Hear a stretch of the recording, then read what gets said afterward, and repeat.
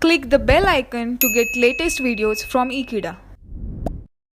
Hello friends, I welcome you all to this video. We are with the last chapter of microwave engineering. The chapter is titled Radar Engineering, and here we have the topic Doppler radar. As we have introduced to the radar, the acronym for the radar, that it is radio detection and ranging. The block diagram schematics corresponding to the use of separated antennas for transmission and reception, and along with the use of duplexer system we have understood, and then the classification of the two basic systems, that it is continuous wave, also called as the Doppler radar, that we have seen, and the another one that is of pulse type. So the various details associated with the pulse radar system we have been addressing after the third topic here, and now let us have the more details corresponding to the first type of radar called as Doppler radar, also called continuous wave radar.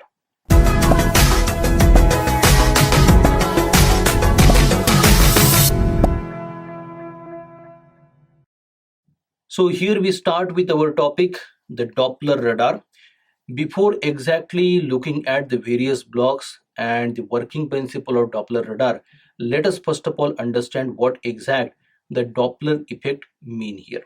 The Doppler effect is observed when either the source or the target is into the relative motion here. So here the Doppler radar, we first of all see with the help of first of all the schematic diagram to see the Doppler effect. So the Doppler effect is the basis of the Doppler radar, also called as the continuous wave radar.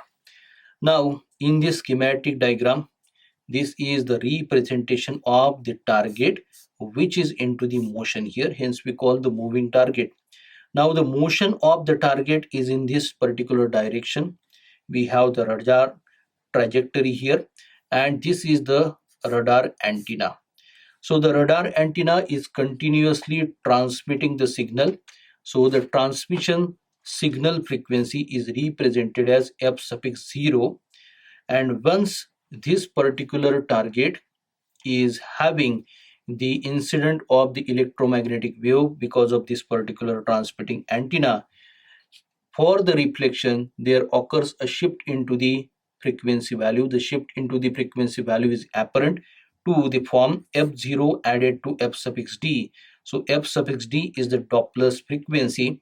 So f0 plus f suffix d is the receiving signal frequency, whereas for transmission signal we have the individual f0 only. Now in this particular scenario, we have the distance of separation from the position of antenna to that of the movable target is by capital R. So capital R is called as range in the radar details here. Now in this particular situation, when we need to have computation for wavelengths contained into the two-way path, it means from the transmitter radar location to the object and back to the transmitter location. So here wavelength contained will be given by twice of capital R, that is the distance, divided by lambda. So lambda is the distance covered by one wave cycle. So how many number of wavelengths are contained?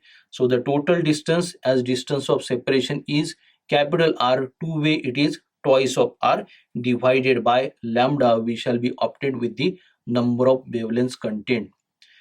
Now the total phase shift, if you want to make calculation for the phase shift, can be denoted by phi here.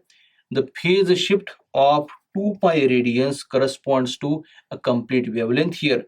So when the 2 pi is multiplied to the wavelength contained here, so in place of wavelength we represent this RHS here, that it is twice of capital R divided by lambda.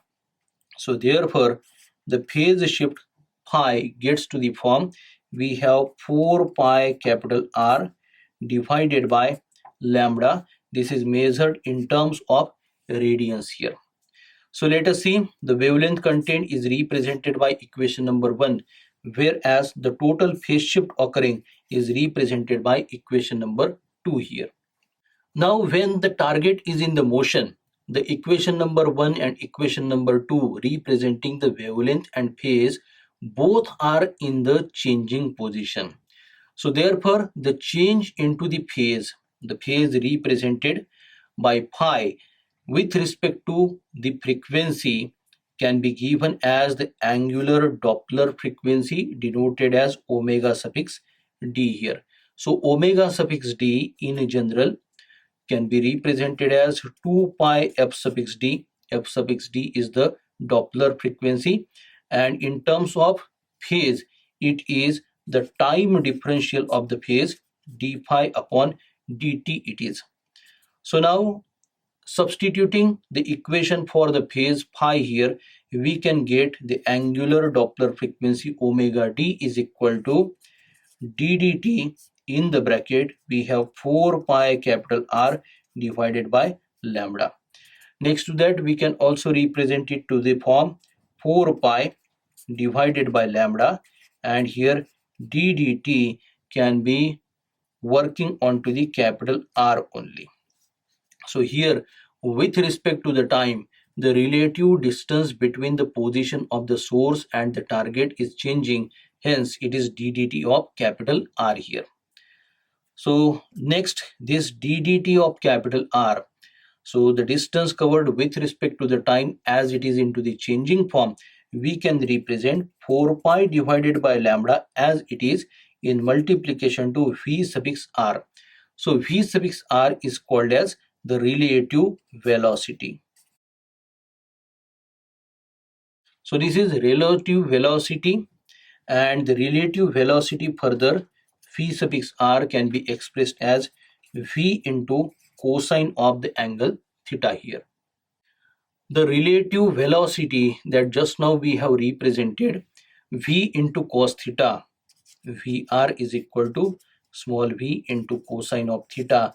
So this angle theta can be represented in this schematic diagram, where this is the target shaded we have represented here, whereas this is the location of the transmitting and receiving antenna in the duplexer mode here. So with respect to the axis that joins both the locations, we have the measure of angle theta for the direction of the velocity v here. So therefore, the final representation of the Doppler frequency can be given in the form f suffix d is equal to twice of small v in multiplication to the cosine of theta divided by lambda here. So v can be treated as the speed of the target regardless of its particular direction here. So the angle information can be given for the direction purpose here. So when for the Doppler's frequency we represent the theta is equal to 0, so that time this implies that Doppler's frequency is at the maximum value, f suffix d at the maximum value, and the maximum value will be given as twice of small v divided by lambda. Whereas when we take theta is equal to the value 90 degree, so that time we get the Doppler's frequency at the minimum value, f suffix d at the minimum value, the value is 0 here. So this is with respect to the Doppler's effect, and the Doppler's frequency has been formulated here. Let us have this concept utilized to learn the continuous wave Doppler's radar here. The continuous wave Doppler radar system can be expressed in this particular block diagram. So I mentioned here continuous wave Doppler radar. So here I outline the name here, and now you can see the target is the aircraft, for example, has been taken here, and this is the antenna that has the transmission frequency, the continuous transmission frequency represented as f suffix 0, whereas after reflection the shift into the frequency is represented as f0 plus minus f suffix d being the Doppler's frequency just now I have calculated here. So now backside to that of the transmitting antenna, we have the duplexer here.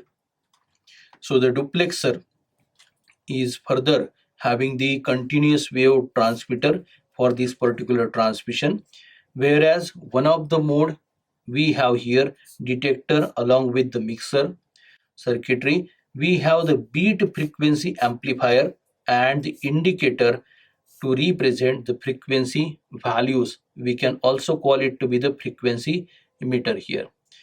So in this particular block diagram, the representation of F0, the continuous oscillation, you can say here, the shift we have represented here for this particular block that has been newly introduced as compared to the another block diagrams of radar systems here. The purpose of using the beat frequency here is to have elimination of the unwanted signals from the echoes of the stationary target, and finally to amplify the wanted signal here. So here it is, we have the continuous wave Doppler radar. Rest of the operation inside the radar system will be the same that we have seen so far in this particular chapter. So by the next lecture, we shall be addressing the next topic in this radar engineering, that it is moving target indicator radar. So for more such information onto the radar engineering and the topics of microwave engineering subject, you can subscribe to Ekeeda channel. Thank you.